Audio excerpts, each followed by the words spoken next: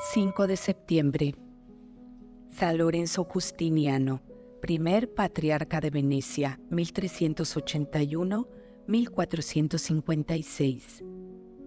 El noble linaje de los Justinianos, descendientes de los emperadores de Bizancio, se contó durante mucho tiempo entre lo más ilustre de la sociedad de la República Veneciana. Distinguíanse no solo por las riquezas y por las gloriosas gestas militares de sus individuos, sino también por los magníficos dechados de virtud y de santidad con que honró a la Iglesia esta nobilísima familia. El nuevo vástago de los Justinianos, cuya vida vamos a bosquejar, vino al mundo el 1 de julio de 1381 y en ocasión de los grandes festejos con que la República de Venecia celebraba la reconquista de la isla de Chioggia del poder de los genoveses.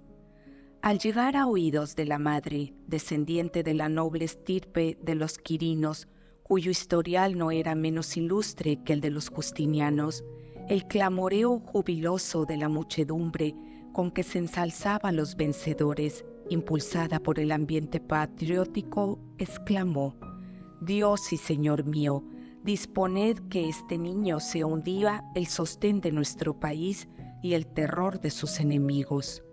Concedió el Señor benignamente lo que pedía aquella madre, y aún mucho más, puesto que Lorenzo Justiniano, que tal se llamó aquel infante, fue una de las mayores lumbreras de su patria, pero granjeóle una gloria y una celebridad ante la cual palidece toda la que pudieron ganar para Venecia sus gloriosos antepasados, ya que la aureola que rodeaba la persona de Lorenzo Justiniano es la de la santidad, de mayor trascendencia para una familia y para una nación que todas las glorias terrenales juntas.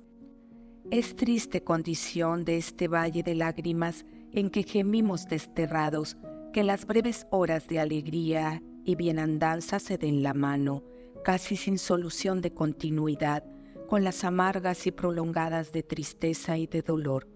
El hogar linajuado y, al parecer, dichoso de los Justinianos, comprobó muy pronto esta dolorosa verdad, pues su jefe, padre del futuro santo, murió tempranamente, dejando en el mayor desconsuelo a su esposa, de 24 años a la sazón, con sus tiernos hijos, 3 niños y 2 niñas.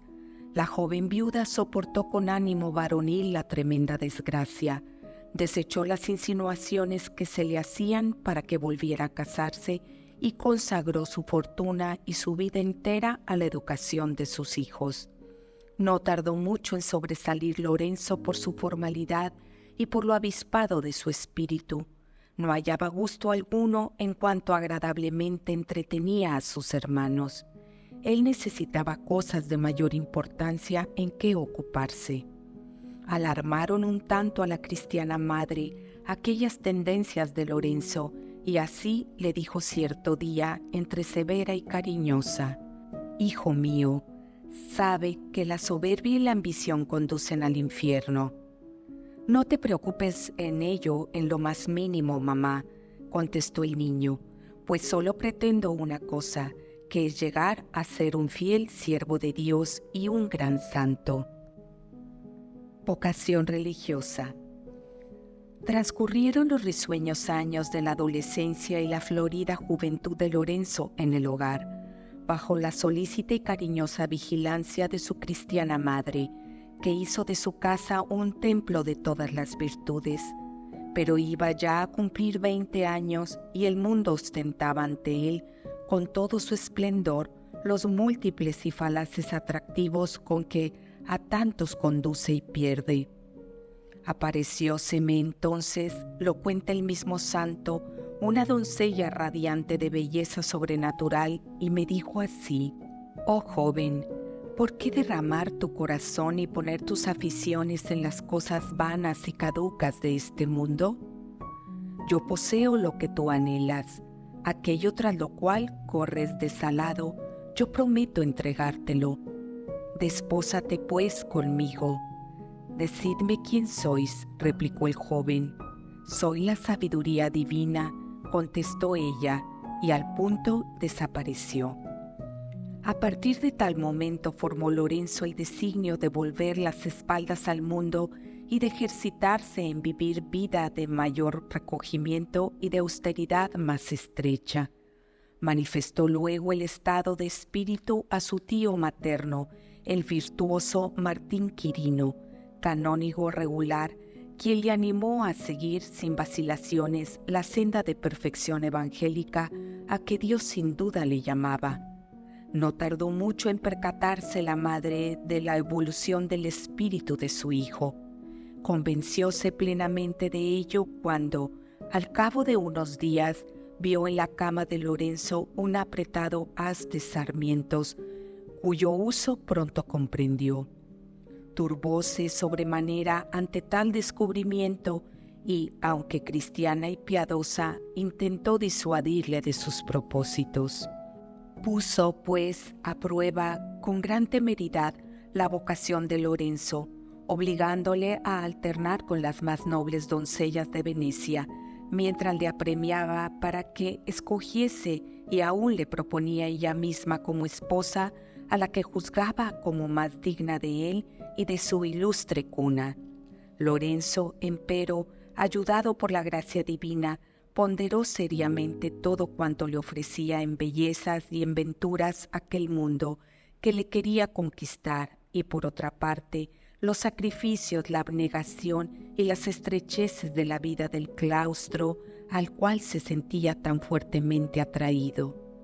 «Reflexiona y piénsalo bien», se decía a sí mismo. «Te resignarás fácilmente a renunciar a este cuadro de delicias y podrás conformarte con la vida monacal llena de austeridad y sacrificio». No dudó ni vaciló un punto, sino que arrojóse decididamente a los pies de un crucifijo y exclamó con fervor encendido: «Señor, solo vos sois mi esperanza y mi refugio seguro». Y sin dar más largas al asunto, abandonó inmediatamente el hogar y a sus familiares y se dirigió al monasterio de San Jorge de Alga para vivir recogido y seguro junto a su piadoso tío, el canónigo regular. Religioso ejemplar y mortificado. Arribada la nao de su alma al abrigado y seguro puerto de la vida religiosa, da Lorenzo rienda suelta a su fervor y entra de lleno en el sendero de la observancia regular, empezando con una declaración de guerra sin tregua ni cuartel a su cuerpo, al que somete a toda suerte de privaciones y de austeridades, con el fin de reducirlo a servidumbre e impedir que sea estorbo en sus avances a lo largo del áspero y espinoso camino de la vida espiritual, pues, según él mismo dirá más tarde, dar satisfacción a los sentidos y querer ser casto es igual que pretender apagar un incendio arrojando leña en él. Consecuente con estos rígidos y verdaderos principios de perfección, observaba una vida muy austera y penitente, flagelaba su cuerpo con sangrientas disciplinas, comía poco y, en muchas ocasiones, apenas se sustentaba con lo necesario. Nunca accedió a tomar, fuera de las comidas, algo con que calmar la sed, ni siquiera en la época de los máximos ardores estivales, y, si se apremiaba a tomar algún refresco, respondía con evasivas o diciendo: «¿Cómo podremos sufrir los ardores del purgatorio si ahora no podemos soportar la pequeña molestia de la sed?». En invierno jamás se acercó a la lumbre, y no se crea que esta vida fuera efecto de un fervor pasajero, pues cuando anciano, septuagenario y enfermo, se le veía continuar aún su vida abstinente y morigerada, a pesar de las advertencias y ruegos de los facultativos.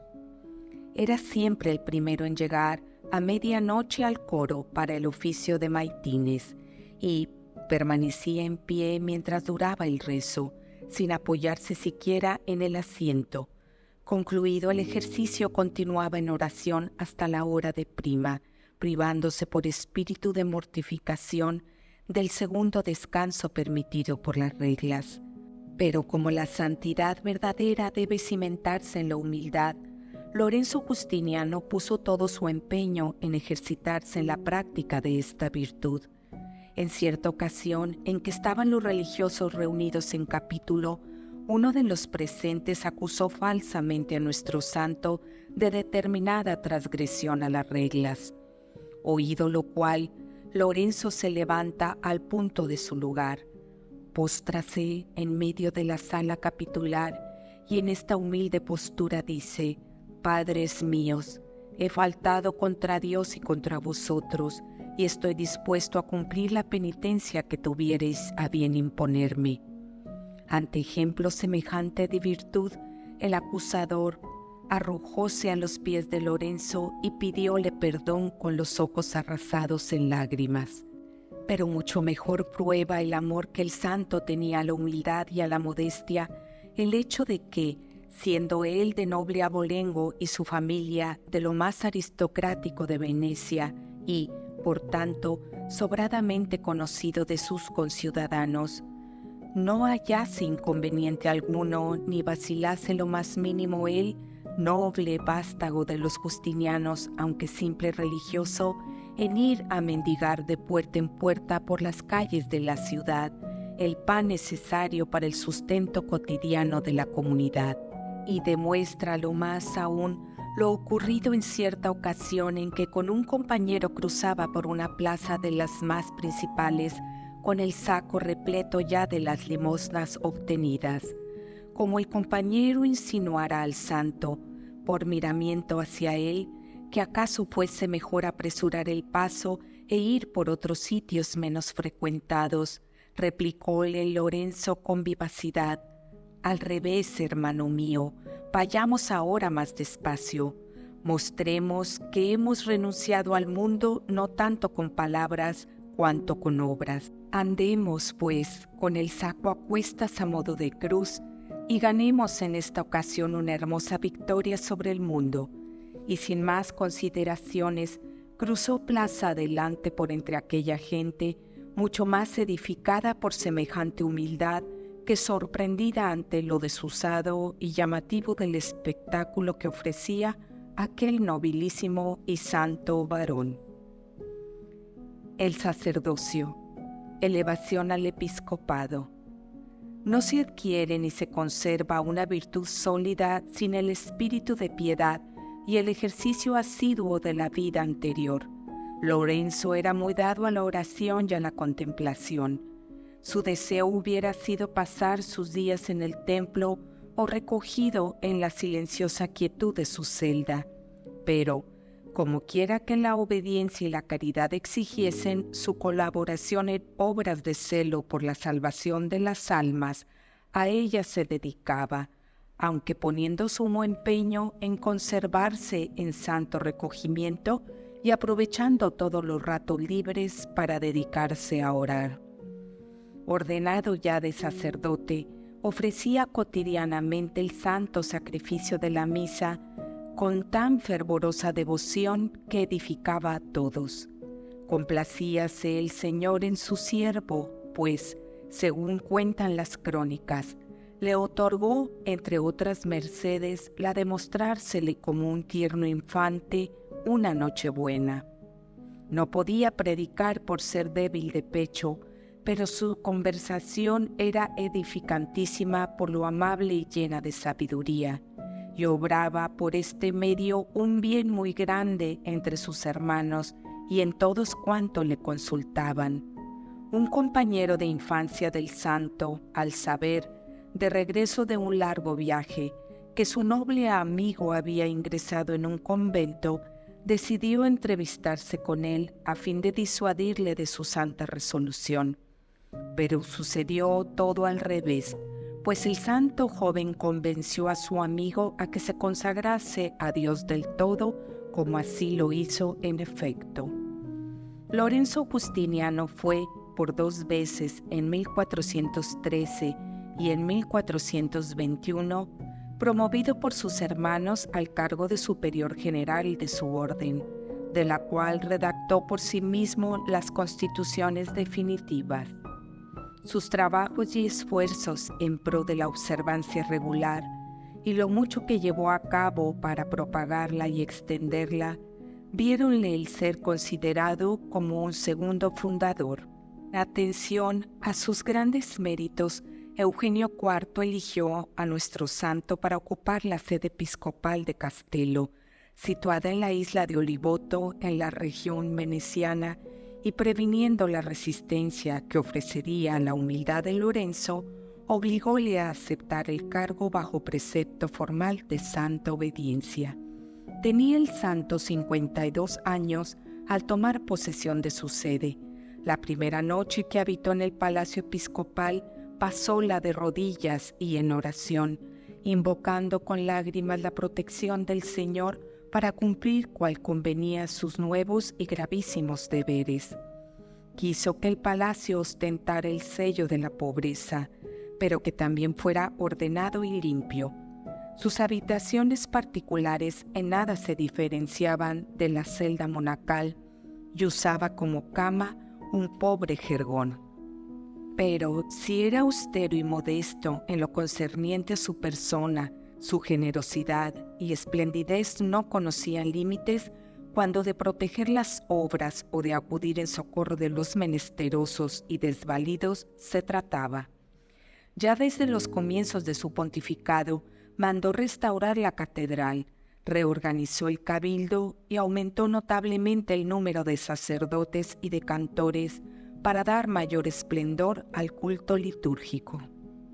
Favoreció también a otras muchas iglesias, restauró varios monasterios y fundó otros nuevos, proveyó de recursos a algunos conventos de religiosos que casi vivían en la indigencia, y valióse de su influencia a la par que de su autoridad para que las casas religiosas fueran mansiones de virtud y de paz y reinaran en ellas la perfecta observancia regular. Al posesionarse de su sede, solo existían unos 20 monasterios de religiosas en la diócesis. A la muerte del santo obispo había 35. Como padre y jefe de su clerecía, usó de toda su energía para que siempre estuvieran los ministros del altar a la altura de su dignidad y de sus nobilísimas funciones. Sus familiares, sobradamente acomodados por otra parte, en nada pensaban beneficiarse con la exaltación de Lorenzo al episcopado, pues sabían perfectamente que jamás se emplearía el prelado los bienes de la Iglesia en uso distinto del servicio divino o el alivio de los pobres. No vaya a creerse que no guardara afecto a su familia, pero lo posponía siempre a los deberes de su cargo y de su estado.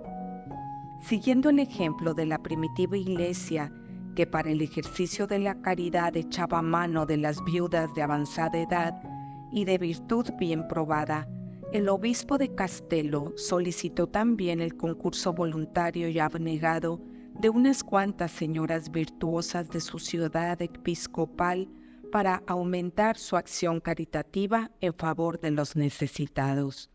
Encargábales especialmente la delicada misión de descubrir las miserias vergonzantes.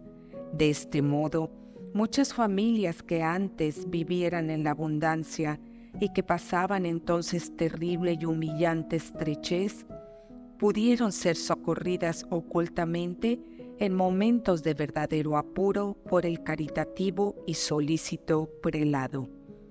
Diariamente acudían al palacio una verdadera muchedumbre, unos deseosos de consuelo en alguna aflicción, otros para solicitar consejo en algún caso apurado y, los más, en busca de una limosna con que aliviar su pobreza. Recibíalos el prelado tan bondadosa y paternalmente que todos se iban contentos. Un invierno de frío excesivo ordenó que se entregaran grandes cantidades de leña a las familias pobres que lo solicitaran. Es más, hubo ocasión en que, abundando los indigentes y no teniendo ya nada que repartir, decidió meterse en deudas a pesar de la alarma de su mayordomo. «No te asustes», decía luego a el caritativo obispo. «No temas, pues sirvo a un dueño que las pagará con creces». Efectivamente, no pasó mucho tiempo sin que el dinero necesario para atender a las nuevas necesidades viniera a poder del santo desde las más inesperadas direcciones. El obispo y el dux, sus escritos. Por el bien espiritual de sus ovejas, juzgó el vigilante pastor que debía alzarse, como lo efectuó por escrito, contra el lujo irritante de las señoras venecianas, al par que contra la inmoralidad de las representaciones teatrales. Como era de esperar, el documento episcopal levantó una enorme polvareda y hubo quien se quejó ante el dux de lo que se dio en llamar injerencias del obispo en las atribuciones del poder civil. El primer magistrado de la República se sintió molestado y envió un propio a rogar al prelado que sirviera personarse en el palacio presidencial. Acudió el santo inmediatamente y tuvo que escuchar el lenguaje algo violento y destemplado del dux Foscari, de carácter un tanto impetuoso por naturaleza. Escuchóle el obispo mansamente y sin interrumpirle, y cuando concluyeron las invectivas del dux, tomó la palabra y habló con tanta calma y serenidad, al par que con sabiduría y verdad tan admirables que, al terminar el venerable prelado su discurso, el dux, emocionadísimo, volvió el rostro a los asistentes, también hondamente conmovidos, y dijo: «No hemos escuchado a un hombre, sino a un ángel». Y vuelto al santo obispo, díjole con acento del más profundo respeto: «Id, Señor, y continuad cumpliendo con vuestra obligación».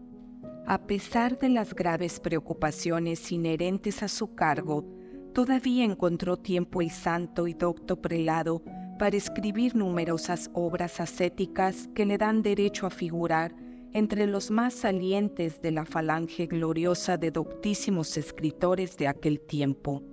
Tales son el árbol de vida y sus tratados acerca de la humildad, la vida solitaria, desposorios místicos del alma con el verbo divino, la Eucaristía, el desprecio del mundo, etc.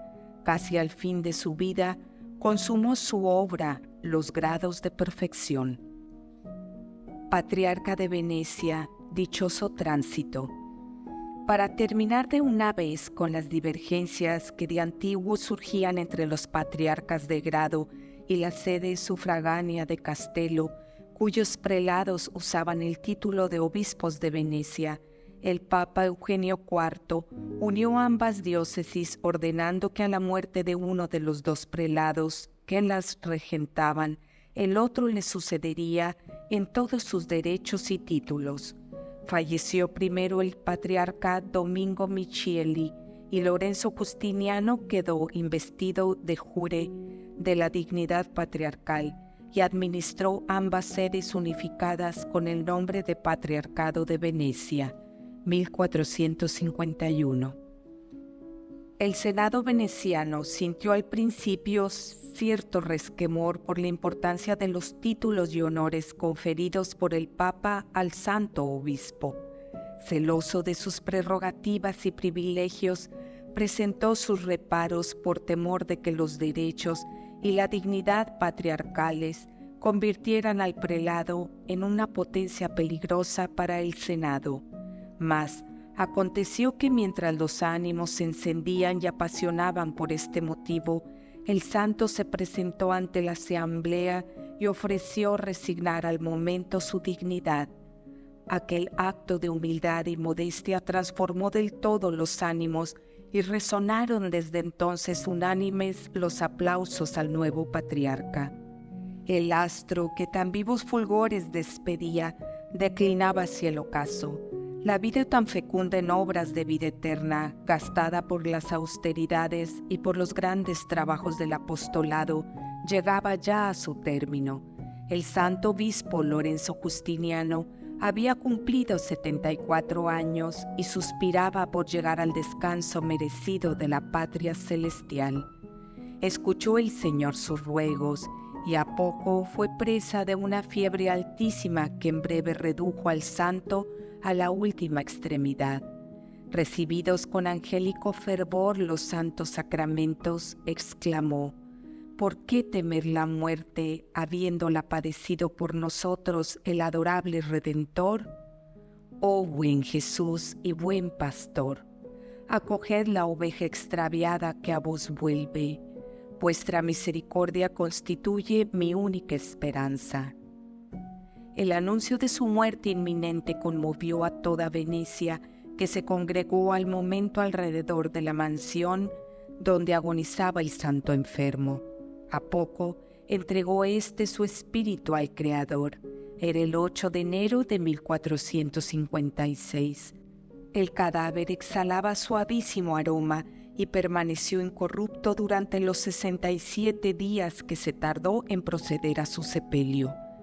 Clemente VII autorizó en 1524 el culto de San Lorenzo Justiniano en la República Veneciana. Canonizóle Alejandro VIII en octubre de 1690.